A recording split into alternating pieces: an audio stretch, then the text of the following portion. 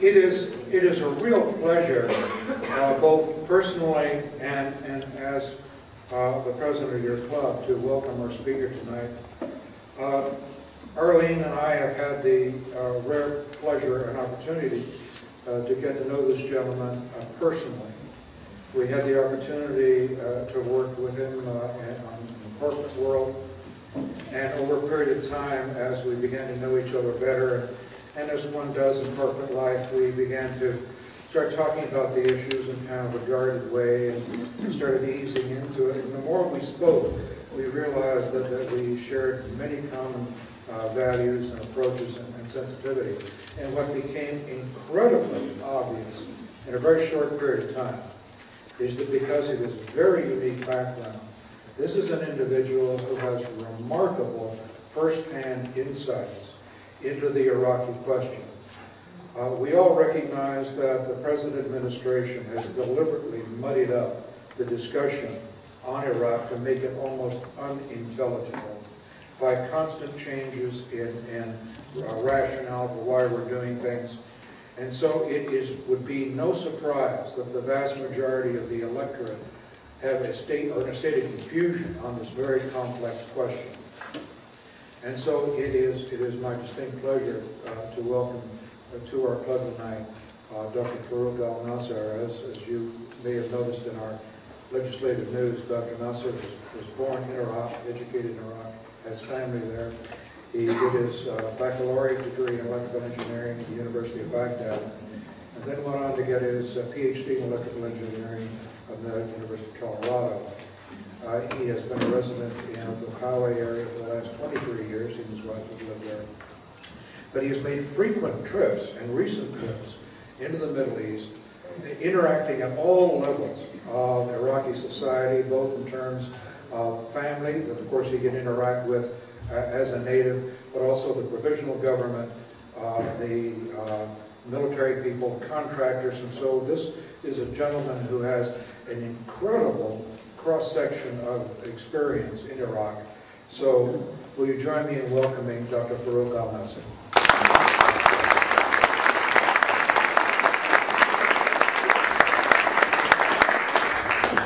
Larry, thank you very much. I really appreciate it. Can everybody hear me? Yes. Can everybody understand me? This is going to be a challenge with some of you because I make a lot of presentation and some people would ask me to enunciate. And I think that I'm going to do my best, but English is a second language to me. As Larry indicated, I've been in the States for 45 years. But in the last 5 years or so, I've been very active in a variety of issues. In particular, I've had the opportunity after 2003, after the invasion of Iraq in 2003, between August 2003 and September of 2004, I spent about 7 months in Baghdad and about 2 months in Jordan and Lebanon to assess the geopolitical environment. And the majority of my activity, as Larry indicated, was really with the Iraqi entities, about 80%, and about 20% with the CPA, which is the Coalition Provisional Authority, inside the Green Zone. And the opportunity I had is to interact with the ministries, with ministers, with the university professors, with the private sector in Iraq, with family members. I have a huge family. I mean, the extended family, when I say not just the siblings and the nieces and the nephews and the grandnieces, grandnephews and great-grandnieces and nephews, which we have today, and they're the in-laws, about 400 people. Yeah, very, very large family. So the interaction, and they live in different parts of Iraq. That gives us really the opportunity, when I pick up the phone and talk, I can talk to different parts of Iraq and get the latest assessment. And I'm on the phone with my family members at least twice a week, taking a look, listening to what they have to say, asking the right questions, hopefully. And they live in different neighborhoods of Baghdad, different parts of town. My hometown is Baquba, which has been in the news. It's a very, very troubled area in many ways, and my oldest brother, that was his home. Well, it was our home, and the only one who was left there was my second oldest brother, and he passed away, but we still have a family and connections with friends and very good people I grew up with. The same thing in Baghdad, and also Kirkuk and Basra. So we can cover a very, very wide area. You hear a lot of talk about Iraq. You hear the words about Sunni and Shia and Kurds and Arabs and Turkmen. Does anybody would like me to spend about 1 minute to just give you? Okay, thank you. I'll be glad to do that. When you go back after the death of the Prophet Muhammad in the year 632, okay, when he died, he did not. There was no male heirs to him. In spite of the fact he was married many times, there was no male heir, just female heirs into the descendant of the Prophet Muhammad. The Prophet Muhammad, when he was 3 years old, his father died, and he was raised by his uncle. His name is Abu Talib. Abu Talib had a son by the name of Ali. So now we have the Prophet Muhammad and Ali, they were first cousins. Okay, and then over the years, when the Prophet Muhammad got the message from the angel Gabriel about spreading the mission of Islam, Ali was the first one to believe in him. He was a teenager and he believed in him. But when the Prophet Muhammad, also when Prophet Muhammad, oldest daughter by the name of Fatima, she got married to Ali. Don't be confused. So all of a sudden, Ali is not only the cousin of the Prophet Muhammad, he was his son-in-law. So there's this very close relationship. When the Prophet Muhammad died, the people, the elders of the community in the Arabian Peninsula, they wanted to make a decision. They said, who's going to succeed him? A group of people said, we follow the tradition of the Arabian Peninsula all the time. We are a tribal society, and a choice to succeed anybody, the leader of the tribe or the ummah in Arabic, anybody to succeed him got to be chosen by a council of elders. When people are chosen by the council of elders, this is what's known as the custom or the tradition of the tribe. And the Arabic word for that is Sunni. That's how the word Sunni came about, people of the tradition. Other group of people said absolutely not. Okay, Muhammad is a special person. He's one of those people chosen by God, and anybody who succeeds him have to be a blood relative, which means Ali had to succeed him. Those people who believe that Ali had to succeed him, they call them the partisan of Ali, or the followers of Ali, and the word in Arabic for that is Shia. And that is how the differentiation between the two. It started as purely political, no more, no less. But over the generations, became more of a theological nature. And that is the difference between the Sunni and the Shia. Today in the world, there is approximately about 1.4, 1.3 billion Muslims around the world. Okay. Out of the 1.3 billion Muslims around the world, less than 200 are Shiites. And the balance, about 1.1 million, are Sunnis. The greatest concentration of Shiites are in Iran, which is about 90%, in Iraq, which is about 60% of the population. Bahrain, and some small, the number of people Shiite is really small, but it's a large percentage of the population, and about 40% of Lebanon. The rest of the Muslim world, all over, are Sunnis. Okay. Does anybody know which country is the largest Muslim country in the world? Indonesia. It's not an Arab country. Indonesia, followed by India, followed by Bangladesh, then followed by Egypt, and that's something. So the greatest concentration of Muslims around the world are really in the Central Asian regions of the world. Now, let's talk about the Kurds and the Arab. The Arab came from the Arabian Peninsula, but the Kurds are Indo-European people. They live in the mountain terrain which borders Iraq, Iran, Armenia, Turkey, and Syria. It's a very heavy mountain terrain. It's about 25 million population. 4.5 to 5 million in Iraq, 6.5 million in Iran, 1 million in Armenia, and 1 million in Syria, but over 12 million in Turkey. And they control a very large part of Turkey, which is the southeastern part of Turkey. In 1920, after World War I, the Allies said, we're going to give you a country of your own. Well, come 1923 in the Treaty of Lausanne, they said, no, we're sorry, we're not going to give you a country of your own. You're going to be split among all of these different countries. That was the biggest mistake the Allies had ever made. The biggest mistake. Primarily because it created a lot of problems. All of a sudden you have this large number of people, which today is the largest ethnic group in the world that doesn't have a country of its own. The Kurdish people. And you find a lot of them in Al-Kahon, by the way. There's a very large Iraqi Kurdish community that lives in Al-Kahon. This is what I call the fire hose, as if you're drinking water from a fire hose. I'm just showing a lot of information in here about the difference between the Shiites and the Sunnis and what have you. The biggest problem, I don't need to tell you about all of the reasons the Bush administration gave us about why did we go for war in Iraq. The WMDs, which ended up being a pack of lies. Violation of United Nations resolution. There are so many countries that violated United Nations resolution, nobody invaded them. Saddam Hussein regime connection to Al-Qaeda. That is absolutely absurd. Anybody who knows anything about Saddam, he's a brutal dictator, no question about that. But he's a very secular in his thinking, and Al-Qaeda is so extreme in its thinking, they hated each other, and everybody knew that. They were an imminent threat to the U.S. I remember hearing Dick Cheney and Condoleezza Rice in the Mushroom Cloud. Remember that? That story, imminent threat to the U.S. It's absurd to even think along these lines, primarily after the Iran-Iraq war, after the first Gulf War, the sanctions that were imposed on Iraq, which was one of the largest, heaviest sanctions in the history of the United Nations. Iraq was no threat to nobody.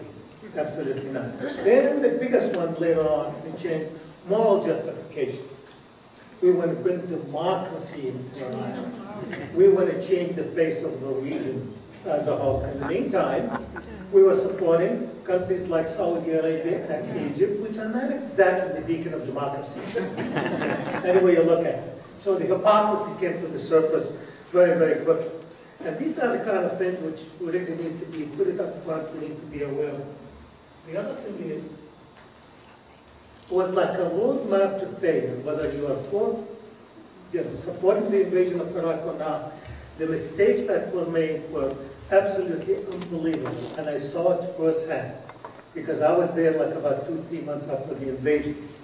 The early days of the invasion, the looting that took place, the inability to establish order, absolutely devastated the country as a whole and devastated the reputation of the United States. Ambassador Barbara Boudin, who was an Arabist, he was an ambassador, I believe, to Saudi Arabia and many other Arab countries, she said that was the day when we lost Iraq. If you remember the pictures about in 2003 in the Baghdad Museum, the Iraqi National Museum, the Baghdad Library, which had some manuscripts which were over 1,000 years old, were completely destroyed. And what did we do? We ignored all the ministries. Out of 23 ministries, we ignored all of them. We protected one ministry, the Ministry of Oil. All of a sudden, the Iraqis said, you're after our oil. Perception or reality, it doesn't make any difference. The message became very clear. That's what the situation was. Not enough troops to secure the peace. That was a major problem. We couldn't protect the borders. We couldn't do anything. And the Iraqis, they start feeling is that you are really doing it on purpose. That was the general attitude. You want the country to be destroyed. Then we created a huge power vacuum. Nobody was empowered. Okay? And all of a sudden, people start feeling is that where do we go from here? Who's on first? Who's in control? First we had Jay Garner. Jay Garner lasted about 3 weeks. And then after that, things were absolutely created a governing council which was absolutely ineffective, didn't have authority, and didn't have power to do anything. Paul Bremer came. Paul Bremer was probably the most disastrous person that you can ever imagine to be brought to Iraq to run the country as the viceroy of the country itself. First thing he did, and I was there, disbanding the Iraqi army. The Iraqi army had a history of loyalty to the nation. It is not loyal to anybody. We are not talking about the Republican Guards and the the Special Republican Guards or that new Saddam, whose loyalty is 100% to Saddam Hussein. The Iraqi army loyal to the nation. That is what the history of that army is. All of a sudden, and that was in the Green Zone at the Presidential Palace, and a U.S. general, and I was there at that time too. He said that was the day in which we created 450,000 enemies. And these are professionals. They know where the armament is, because we didn't protect any of the warehouses. They know what the formation. They know everything about counterinsurgency. They know everything about guerrilla warfare at the same time. And if you take their extended families, you multiply it by 2, minimum by 2, 2.5, all of a sudden you have 1 million people against you. More than 1 million people against you. In my hometown of Bakuba, when you go to the villages and the towns outside, there are villages and towns, the only jobs other than agriculture, the only job they had was with the government, either as civil workers or policemen, military people, or Secret Service. And all of a sudden, these people didn't have jobs anymore. They want to support their families. They became a prime target for the insurgency, for extreme elements to pull them together, and that was the beginning of the insurgency that took place. The other doozy, which Paul Bremer did, was de-Baathification. Basically what he did, he took away all of the members of the Ba'ath Party above a certain level. The Ba'ath Party is the political party of Saddam Hussein. Even during after World War II, the United States and the Allies did not fire every single member of the Nazi party. This is the bureaucracy, only those who committed crime. And that's exactly what the Ba'aths. This is the bureaucracy. The only way you can advance yourself, whether you want to be a chairman of a department or you get a scholarship and having your son go to the best schools, etc., you have to be a member of the Ba'ath party. So a lot of people belong to it, not out of ideology, not out of belief or anything. They just wanted to be able to advance themselves in a higher position. And then all of a sudden in here we got somewhere around 110,000 members of the Ba'ath Party above a certain level who are the key bureaucrats. These are doctors, engineers, managers, business people, you name it. All of a sudden they are out of government. There's no bureaucracy in place. The whole infrastructure of the government is started to collapse. Now, I can talk about other major blunders which incredible to me. And I really can go on easy for an hour, give you specific examples. The people that Department of Defense hired is called the civilians to do the reconstruction of Iraq was another incredible disaster. They were chosen for loyalty and not of competence. Okay? They had to be interviewed by someone, a retired military guy who at the State Department, and they were asked 2 questions. Did you vote for George Bush in 2000? Okay? And do you support President Bush policy against terror? The answer was yes. Done. You got yourself a job. Simple example. A fellow by the name of Jay Hill, 23, 27 years old, graduate of one of the Ivy League universities. They hired him to go and open the Baghdad stock market. And he told them, I don't have a finance background. I don't know anything about it. He said, that's okay. We'll get you the people to do it. He goes over there at Baghdad to open the Baghdad stock market. The person who he's dealing with, who was the head of the Baghdad stock market, is a fellow from a very well-known family. Have a PhD in political science and in economy from Florida State University. And this kid is trying to tell him what to do. And he told him, look, you're trying to put all of these computer systems and everything like that. This is the Baghdad stock market. This is not the Dow Jones. This is not Wall Street. There's only about 50 people in here. We gathered a small place and we have a blackboard over there and we put all the companies in there. We sit down and drink tea and do things and then start buying and selling, and that's it. You're trying to do this kind of thing with all kind of level of sophistication. You're asking for income statement, for cash flow. There's no such a thing. Okay? He didn't want to listen. He went out 6 months later. He did all of that stuff that did not work to start with. He left. And then all of a sudden they went back to the blackboard with all the bonds and everything like that. the thing which really disturbed me, the number of people I met over there who were absolutely incredibly incompetent and incapable, they did not speak the language, they knew nothing about the culture of the country, they knew nothing about the history of the country. With the exception of those who are part from the State Department or the Department of Commerce, but most of them were removed because Donald Rumsfeld did not want to be there. They came from the Department of State, and in those days there was a major conflict between Colin Powell and Donald Rumsfeld, and therefore he didn't want to have anything to do with it. And then what he said in his famous comment, he said that we're not in the nation building business. Okay? Well, if you invade a country, you occupy it, you destroy the infrastructure of the country, who's going to build it? If you're not in the nation building. The result of that is what? There was absolutely no security in the country. If you don't have security, you cannot provide services. If you cannot provide services, so-called democracy and sovereignty doesn't mean anything. It becomes the issue of survival for the Iraqi people. That's what it was. All of a sudden, they look around, there's the greatest country on the face of the earth. And what have you done? Why are you doing this? Do you know what you're doing? That was the standard question which I was being asked by several of my friends I grew up with in Iraq, or those whom I got to know fairly well during my travels. That was the very same question again. What the hell you guys are doing? Do you know what you're doing? Okay. And I could see the deterioration, by the way, in there. In August, there were some problems here and there, an explosion here and an explosion there.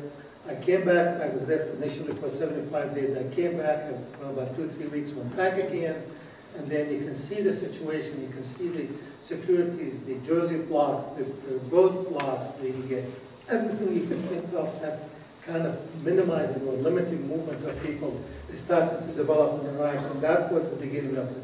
And I remember early on in my first trip, when they dissolved the Iraqi army, I had a meeting with Ambassador Kennedy. Ambassador Kennedy was the chief of staff for Paul Bremer.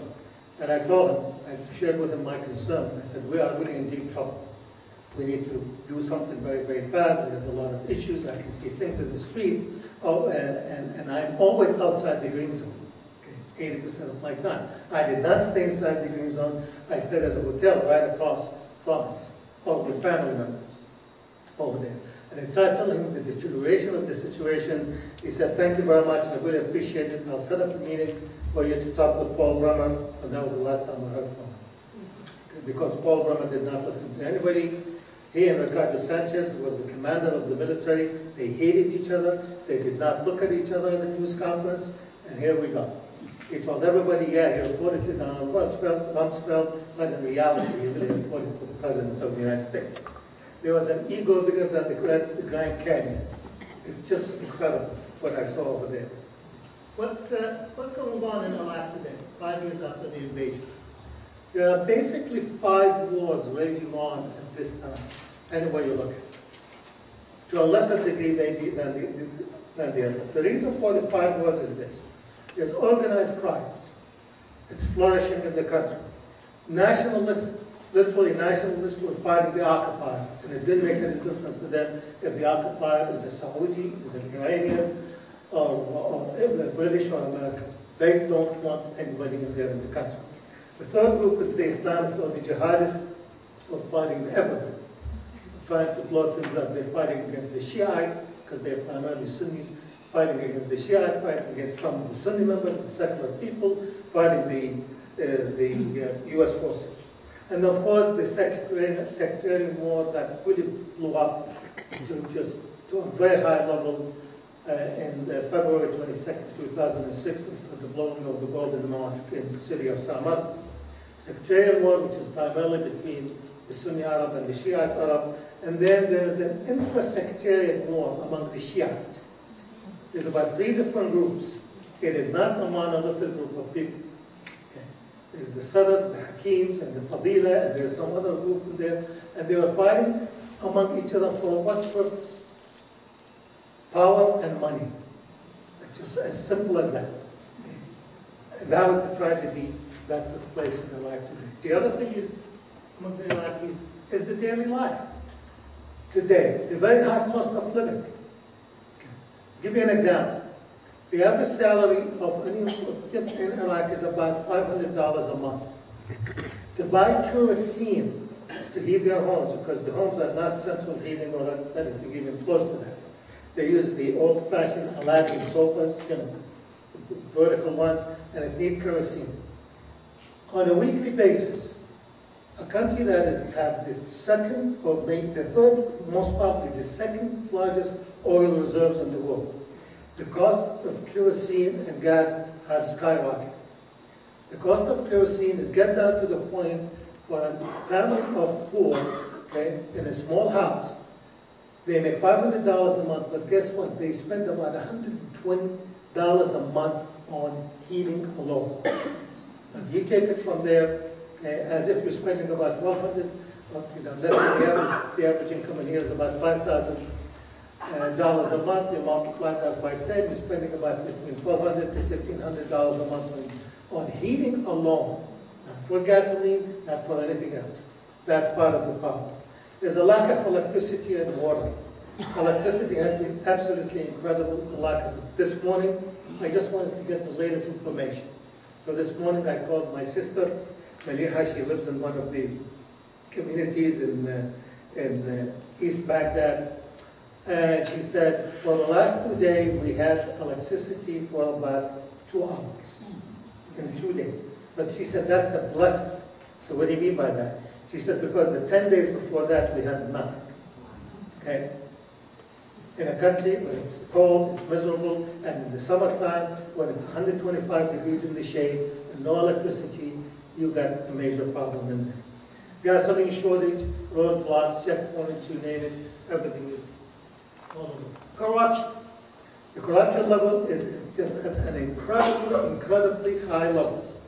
Ministerial jobs are assigned to political affiliates, to political parties, relative to those who can pay to get jobs, can get the good jobs, who can pay. Certain amount. If you want to go and get your passport's supposed to last about 45 days. They said within 45 days you get passport. But if you want it faster, if you want it to somebody outside, like a broker, okay, and he said if you want it within 1 week, you have to pay $500. If you want it within 7 days, within 2 weeks, 10 days or so, you need to pay $300. So just think about it. Even at that level, the bargaining. Okay. If you want to go during one of these exposures, somebody gets killed, one of your relatives, they go to the morgue. To get them out of the morgue, to bury them, you have to pay somebody. And that's at that level. Smuggling of oil is going like crazy in the south, in the city of Basra. And these 3 different groups of Shiites are fighting each other over who's going to get what, and what the level of that. Assembly members, okay, the assembly members, members of parliament, Iraqi assembly, they seldom have a quorum, primarily because the majority of them at any one day, they'll be outside the country attending conferences or seminars or doing something, boondoggle, any way you look at it, okay, or visiting their families, because the vast majority of the ministers, the deputy ministers, some of the directors, and assembly members, their families live outside the country. They live in Syria, they live in Jordan, Dubai, or the United Kingdom. At any one time, you don't find a problem. The only time they got together, all of them, when they had to vote for an increase in salaries and benefits for them. And they did get together. That was the only time the vote was unanimous. On any issue they tackled over there. A simple thing, it's just major contracts. Somebody get a contract, and you want to make sure you have a certain percentage right there for bribes, and most of the time you end up, the work when it gets done, it's shoddy, it is not up to that level. Stuart Bowen, who was the Special Inspector General for Iraq, he's a Republican, assigned to do that job by President Bush. The report which he issued, he said there is corruption in 12 ministries, up to the highest level. He even accused the Prime Minister al-Maliki as being in cahoots with that corruption. There was a law, it's called Article 136B, that was during Saddam, basically anytime, if you want to, if the ethics committee want to prosecute anybody within the government, they have to get approval from the higher from Saddam. Well, after the invasion, we eliminated that. The Maliki came to power, he said, we're going to reinstitute it. Here's what it means, okay? And one of my nieces is a member of the ethics committee, and I'll talk about her later. Here's what you have to do. Suppose you are a minister, okay? And you are committing some ethical, you have ethical practices, there is corruption, there's everything you can think of. First of all, in order to even start the ethics committee work, you have to get approval from the Prime Minister. And if the Prime Minister said no, forget it. Let's just say the Prime Minister says yes, we go to the Minister. And the Minister himself, if you want to prosecute one of his subordinates, you have to get his permission, or her permission. And if they say no, that's it, you can't do anything. And it keeps on going down the line. So there is absolutely no follow-up, any corruption, any major problem within the infrastructure of the ministries. Everybody is bad, dumb, and happy, and the corruption is going out of hand completely. Brain drain. More than 200 Iraqi academics, 110 physicians, 76 journalists have been killed since Hussein fell. More than 400 university professors, 3,000 plus experienced doctors, thousands of engineers, pharmacists, business people have left the country out of fear, including a large number of my family. And I'll talk about that as we come in. The latest estimate is that they say at least 40 to 50% of the educated middle class have left the country. And you start asking the question, who's going to build the country as a result of that? The displacement of people, that was the other tragedy. Displacement of people, there's more than 2.4 million Iraqis outside the country. I just came back from Jordan. I spent 3 weeks in Jordan from the middle of October till about the end of the first week of November. And I had a chance to spend a lot of time with a lot of Iraqi expatriates. There's about 750,000 Iraqis who are in Jordan now, 1.2 million in Syria, about 100,000 plus, maybe 200,000 in Egypt, and the balance 100,000, 200,000 in Dubai, the United Kingdom, or Sweden. So, and a lot of those people, the vast majority of them are the brain, absolutely the brain of the society with an incredible amount of years of experience. Many refugees, their life is very difficult in those countries. I had a chance to meet some of them in Jordan. The vast majority of the people in Jordan are very well qualified. They left the country early. They managed to establish themselves in Jordan. They still want to go back to Iraq when the opportunity presents itself, but there is a very large number of them who are absolutely in dire need of any kind of help and support anybody can give them. And they have registered with the United Nations Commission on Refugees. As a result of that, there is little money allocated by the U.S. or the United Kingdom, okay, on support for the refugees. Iran influence on Iraq. Basically, Iran have a significant amount of influence on Iraq for the simple reason. The majority of the people who are in exile, especially among the Shiite community, who are in power right now, we brought them to power. They spent their exiled years in Iran. The largest group, which is called the Supreme Council of the Islamic Revolution in Iraq, which is now have a different name. The manifesto of that group, which is now, by the way, the largest group in government, the manifesto of that group was created in Iran upon the instruction of Ayatollah Khomeini. Their objective is really to create a theocracy very similar to Iran. And southern Iraq today, for all practical purposes, which used to be extremely secular, everything was open.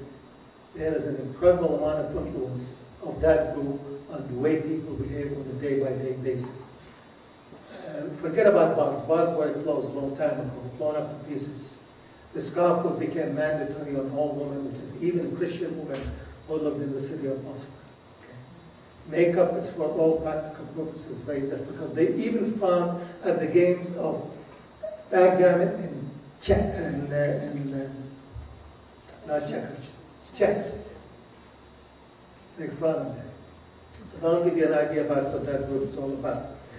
They established right now a charitable organization in the southern part of Iraq. They have an incredible people in government. They have a great deal of influence, connection to the government of Iran.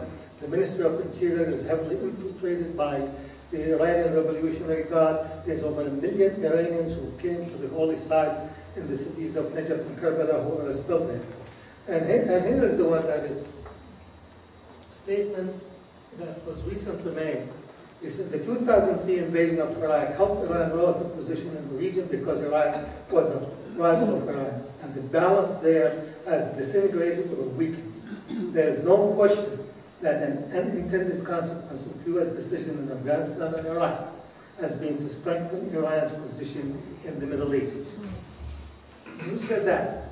Zalmay Khalilzad, our U.S. ambassador to the United Nations, formerly who was the U.S. ambassador to Afghanistan and Iraq.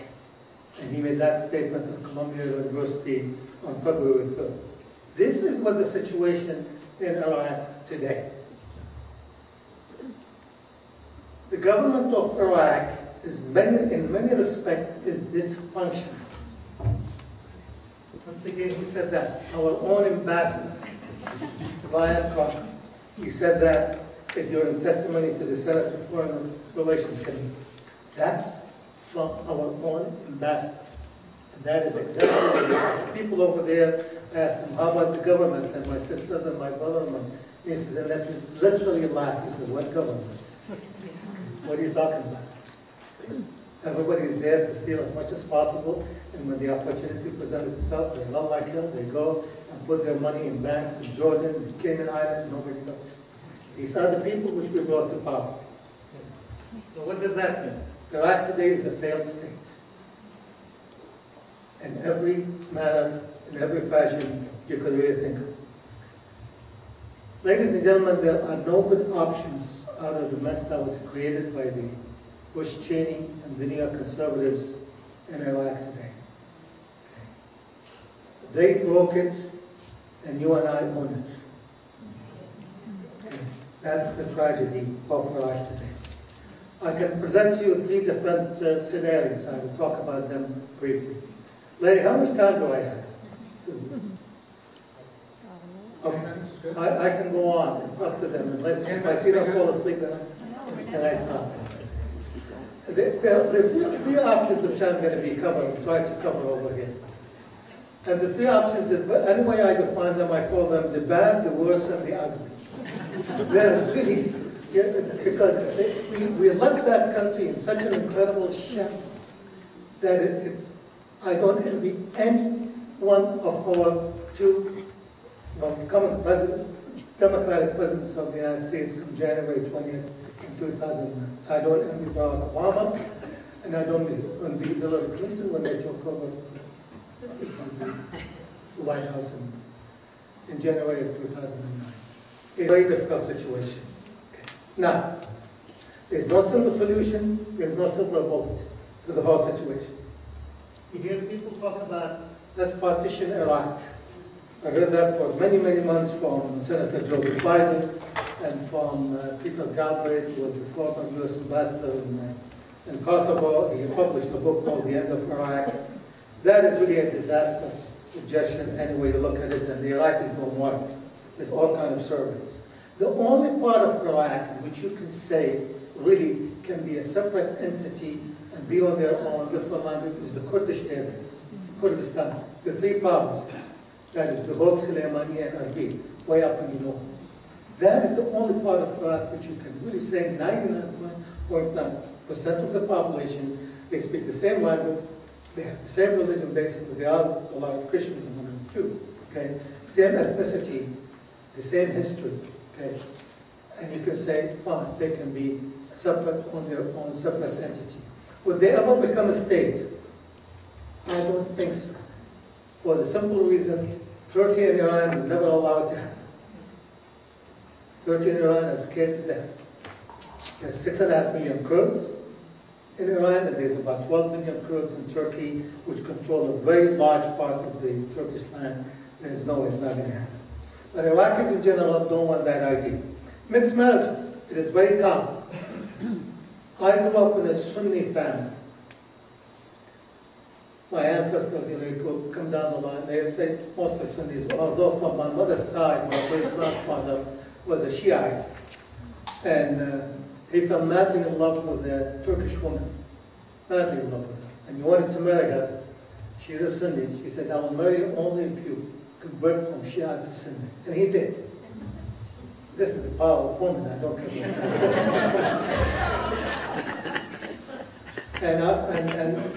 Yeah, she was really a beautiful woman from the stories. Never seen her pictures or anything like that from those days. But if you take a look at the family, so we are basically Sunnis. 11 of my nieces and nephews are married to Shiites.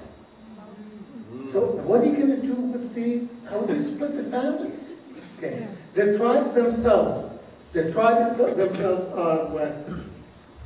are also mixed. I belong to a tribe, my ancestor tribe called the Zubaydi tribe. Somewhere down the line over there, I don't know, maybe about 500-600 years ago, the tribe kind of split. It ended up being 2/3 Shiite and 1/3 Sunnis. What do you do with the tribes? I mean, they live in all parts of the country, and the other part of the country. How are you going to do that? That's all the problem. Where do you draw the line? There is no such a thing as a monolithic Iraq, the Arab area in particular. 15 out of the 18 provinces. They are mixed up. The majority are granted in some provinces, mostly Shiite, mostly Sunni, but they are all mixed. And they're the intermarriage, which I've been talking about, and the tribes that are part of the infrastructure of the society. And then later on, the Brooklyn Institution, a couple of people, Michael O'Hanlon and Kenneth Pollock, who were really supporters of the war, although later on decided that, no, they never supported Iraq, and somebody called them on it and showed them all the publications they published, and then they backed up a little bit. They start talking about soft partitioning, which is voluntary relocation of people. When people live in the neighborhood for a long, long period of time, they're not going to volunteer anything. In a society which tends to be very traditional, you live in a neighborhood, people don't move over there. They don't move from province to province the way we do over here. Okay? They just mostly stay in their neighborhood, in their area, in their cities. They might kind of expand and go a little bit more, but not too far away from them. Then they talk about people can trade houses and monetary compensation.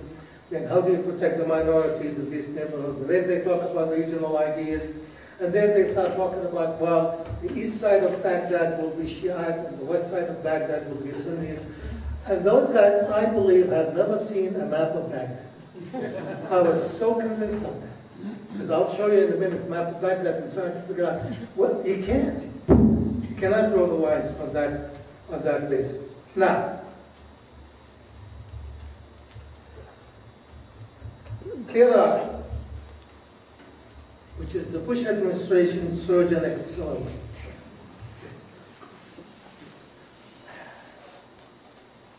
Any way you look at it, it is too little too late.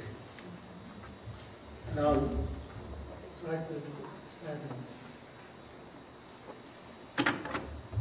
With increased troops in and around Baghdad, the counterinsurgency manual, which was developed by David Petraeus and General Mathis of the campaign, says that in order to have an effective counterinsurgency, you need 50 soldiers for each 1,000 of the population. The population of Baghdad is 6.5 million. You do the math, and before you know it, we need about 150,000 more soldiers than we have today, just in Baghdad to fight the counterinsurgency situation. So troop increases in Iraq is not the reason why you see a certain amount of lowering of the number of people dying. The other thing is,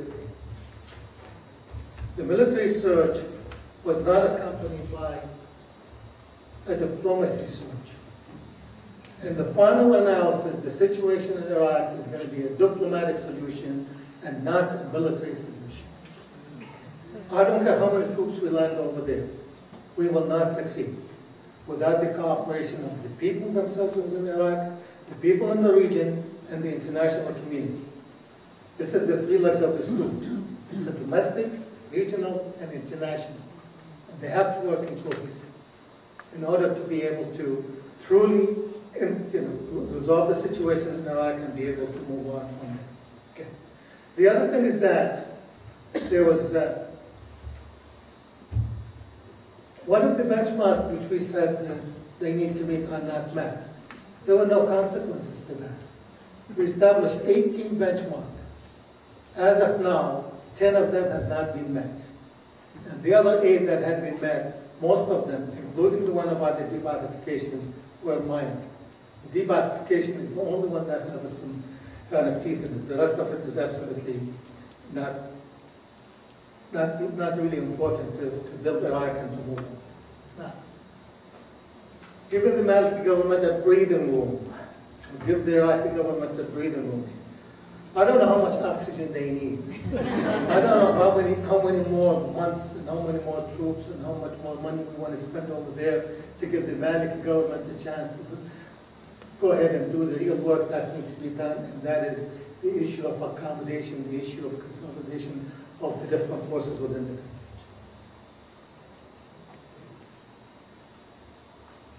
Get out of benchmarks are not met. Anbar province. Talk about successes in Anbar province. Anbar province, it's the people, the tribal leaders within the town itself who decided to go after Al-Qaeda. It is not the U.S. forces, it is not the surge. It started 2 years ago, way before any surge or any increase in the forces that took place. So if somebody come over, I don't know how many times I heard President Bush and Condoleezza Rice and David Petraeus talk about the success in Anbar. The success in Anbar was taking place way before the surge in forces, because the people of the community, the tribal leaders within Anbar province, they said, we have had enough. These people are spoiling the minds of our children, and we're going to go after them. And they created what's known as the awakening councils. The Arabic word for that is Sahwa. Sahwa in Arabic, when you really take a look at literal translation, somebody who just woke up from a nightmare, oh my God, what's happened? That is exactly what this group is all about, and how they established themselves. Now, the other province, which is the city of Baku, is the capital, my hometown, the group, the Sahwa group, which is called the 1920 Revolutionary Brigade, are the ones who split from affiliation with Al-Qaeda, and they went after them as a result of that. And they're losing a lot of people. A lot of them are dying. The other factor was Muqtada Sadr al-Mahdi army, the clerk, the Shiite clerk. You have an army called the Mahdi army, the Jaysh al-Mahdi, and over there that group was given direction not to fight and not to do anything for at least 6 months. The 6 months passed, they extended that. Okay. So now all of a sudden you have a group of Sunnis who are now going against Al-Qaeda. There is no sectarian conflict between the Shia and the Sunni as a result of that. And that is really, these two reasons are the primary reason why you see the number of people killed and the explosions is much lower than it used to be. But it is not the way it was explained to us as a result of that. Okay. George Bush doesn't get the credit for it. John McCain doesn't get the credit for it. Okay. None of them. This is absolutely a fallacy. The situation in Iraq today is still very, very difficult. You ask the Iraqi people, and they tell you is that the surge is not achieving its objective, because that's the way we started. The Awakening Council established in different parts of Iraq. It's the people of Iraq who decided to go after the extreme elements within their own community, whether they're Sunnis or Shiite, and they established cooperation among themselves. The other thing, I want to go back to the Anbar province. It was in 2004 when the tribal leaders came to the military, our U.S. military, and said, we want support from you. We want you to supply us with arms. We want to give us, when we need you, you come over and help us out. We're going to go after the extremists within that so-called insurgency group. And we said, I'll tell you what, you're going to have to go and negotiate with the Iraqi government. And they said, we don't trust the Iraqi government. Why should we go and negotiate? So we have had an opportunity to do something in 2004. And we missed that opportunity and we decided not to do anything about it. Now, when you take a look at Anbar province, the Anbar province is where the awakening movement really started. There's about 23,000 men who have already been hired by the police force, with 4,000 more soon to be added. But here's the real statement. What happened in Anbar is politics. General David Petraeus, he himself, it's politics that made the difference in the security in the Anbar province. We move on to Babel province, that's just south of Baghdad. This is where the ruins of Babylon are. And I had a chance to go back and visit Babylon when I was there in Iraq. Okay.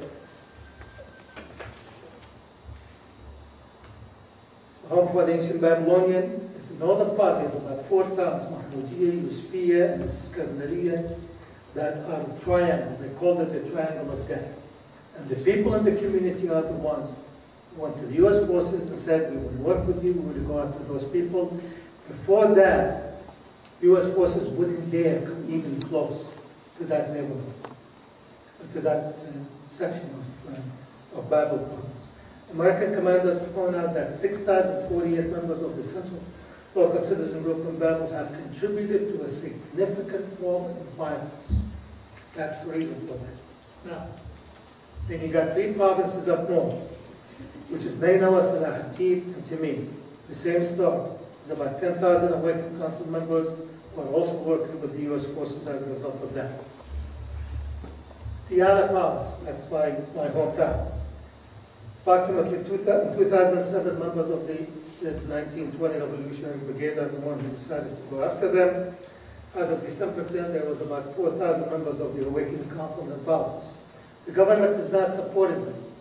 So 2 days ago, Monday, I called Makuba, called my nephew Ali, he was over there, and I said, what's going on? What's the security situation? He said, the assassination and the kidnapping and the violence is back to where it was. He said, we're back to where we were. I said, what's your daily life now? He said, I get out of the house. He built a small shop on his house so he can sell his deals with cosmetics and women clothing and things like that. And I said, what do you do? He said, do you go to the old part of town where his sisters live? He said, it's very difficult for me to go to the other part of town. It's a river, you cross the river, and you're not there. He said, the situation in Bakuba, the other province, is very bad. This is as recent as this past month. Come to Baghdad. This is where the majority of the Awakening Council. It depends on which neighborhood you go to. There's numerous neighborhoods in the country. So I pick up the phone and I talk to my sisters. One lives in an area called Nasser, the other one called Talibiyya, the other one lives in Yarmouk.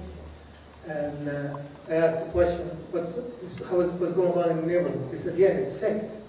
Well, I said, what do you mean safe? He said, because in the whole neighborhood, just imagine La Mesa as a whole, there's only one entry point and one exit point. So basically, she said, we are inside the prison.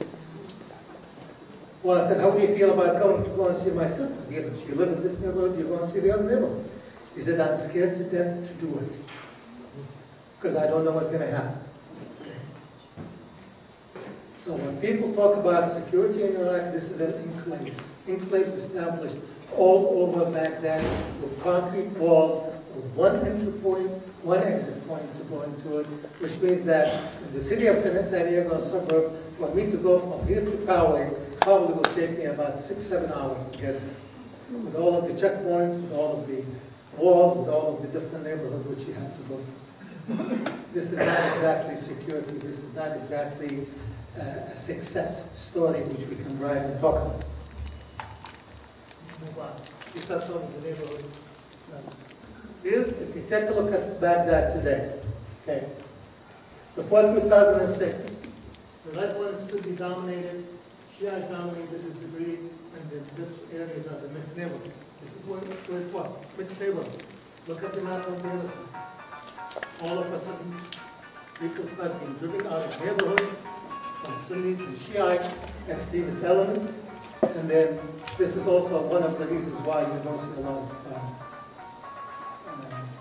so-called lower violence in the country.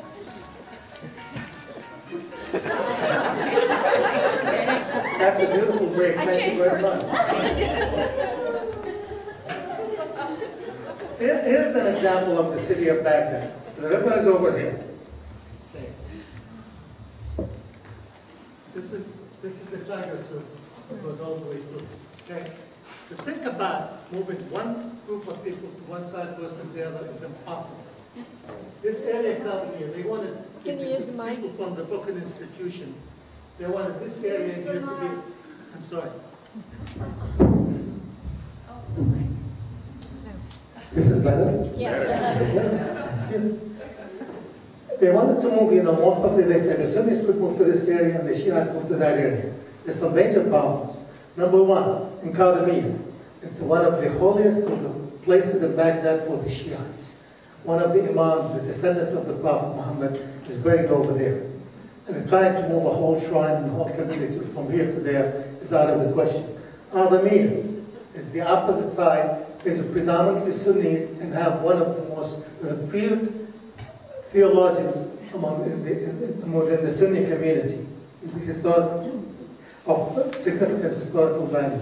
And trying to move them from there to there is just absolutely insane. It's just a simple example.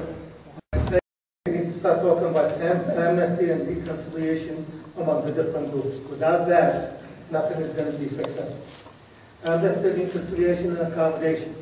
They're not willing to do that right now because everybody is down and fat, dumb, and happy and comfortable in the position they are in right now. And there's a great deal of mistrust among them also. And de-Baathification, that is another major problem. They've been working on the law, which is called accountability law, for I don't know how many months. They finally came up with one about 3 or 4 weeks ago, which the Bush administration was very excited about, and then Condoleezza Rice made her trip to Iraq to congratulate Noor al-Maliki for the successes. The law is even more disastrous than the one before. There's going to be more, as a matter of fact, more Ba'athists will be potentially kicked out of government than before. So to call it a success story is absolutely incredible. They need to reform the Constitution. They agree they're going to do in the future. They're not doing any of that. They're talking about holding local elections. That is the most important one of them all as far as I'm concerned. Because if you hold local election, it means the people of the community are the ones who will determine where things are going to go. Okay. They're going to elect people of their own, whether it's the police department or the security services or within running the business, running the community. Distribution of oil, wealth, and services. This is the law that have to come to an agreement how the oil wealth is going to be distributed. But there's one major problem with that. Okay, the law by itself, before you even talk about the distribution, is an absolute disaster because it's called production sharing agreement, which is forced by the U.S. government on the Iraqi parliament, and the Iraqi parliament refused to sign it. Production sharing agreement means what? It's all foreign companies, qualified companies, are allowed to export for oil in Iraq. The qualified companies are predominantly, if not exclusively, American and European companies, number one. Number two, there's the production sharing agreement is that these companies will have control over or extract 75% of the profit for the next 30 to 40 years. This is where it's not going to get. Even the corrupt parliament is saying, hey, if I'm going to sign it, I know what's going to happen to me one of these days. I'm going to be hanged upside down. Okay.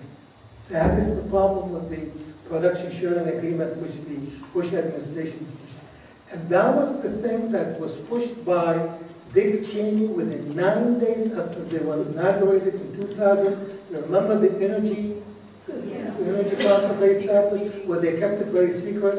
It was only 4 or 5 years later, due to the Information Act, that information started coming up. And who was sitting in those meetings? Halliburton, ExxonMobil, ConocoPhillips, okay, Parsons, Bechtel, all of these companies that have a vested interest in what's going to happen in Iraq. These are the tragedies of the situation. No. Regional governments. If you don't get the people within the region involved, you're not going to be successful. There are three countries which are critical to the whole process: Saudi Arabia, Iran, and Turkey. All of the other countries have a certain level of influence, but not that significant. These three countries are going to have to work together with the Iraqi government to stabilize the situation. And so far, we have exerted just about zero effort toward that goal, that objective. Now,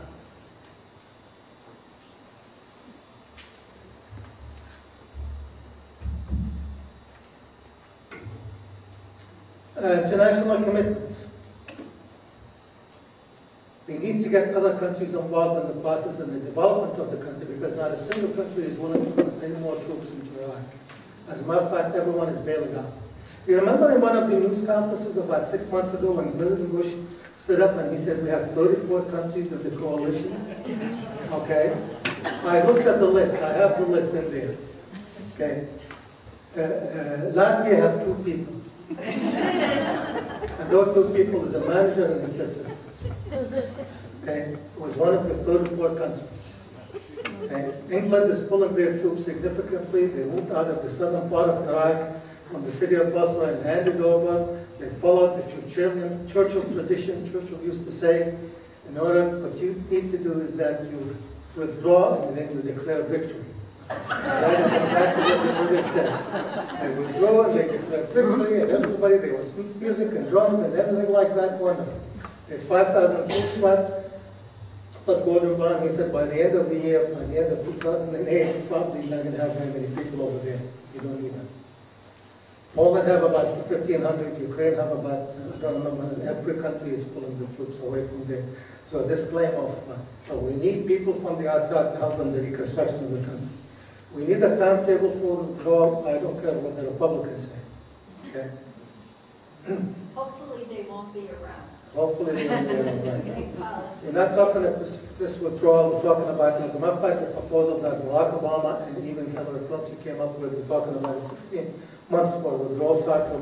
You can adjust the timetable based on the feedback from the military establishment. And just while I was driving in the news right now, Secretary of Defense Robert Gates said something about we don't think we're going to withdraw any more troops from Iraq. We only withdrew about 5,000 people, but that's just 2 regiments.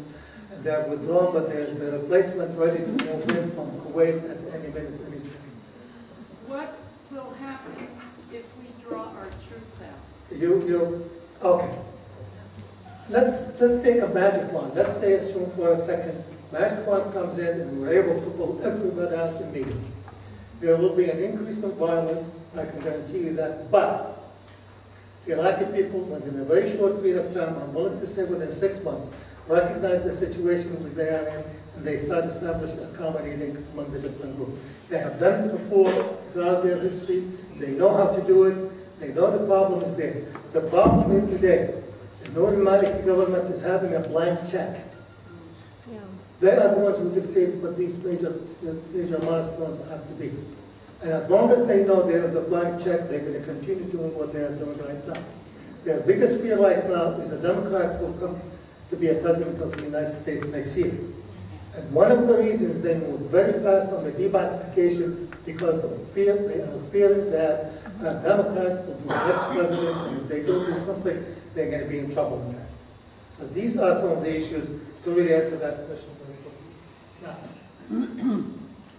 there's major problem with Iraq. I've been asked to wrap up, so I'm going to move on very quickly. Let me just move on to something. Without a political progress in Iraq, no amount of time will make much of a difference. Who said that? Admiral Michael Mullen, who is now the current chairman of the Joint Chief of Staff. These are the realities. This is what's happening. I want to have some time to show you what John McCain said when he was here. Remember the picture of John McCain when he was in there and he said he was able to go to the Georgia market and walk around in there and what have you. And Lindsey Graham said, I bought 4 carpets for $5. It was a hell of a negotiator. And then the congressman from Indiana said this is like going to the farmer's market in Indiana. You know what they did? They paid people to open the market in shorts. Okay? I know that market very well. It's only about 5 minutes by car. They had over 100 American soldiers in there ahead of them, including snipers on the roof of some of the stores, 27 Humvees and 5 helicopters. If I have to go to the farmer's market with 27 Humvees, this is just absolutely mind-boggling. I just want to say something in here to really wrap up. I have 51 members of my family who are living in Jordan now for security reasons. Okay, 51. There's 16 in Syria, 4 in Egypt, 4 in Dubai, and 4 in Sweden. They left for security reasons. They are all professionals. That's educators, engineers, doctors, business people. They are not economic refugees. They are security refugees in the country today. But we need from our government something very simple. Mark Twain said, when in doubt, tell the truth. And that is what the American public are seeking from their government. Thank you very much.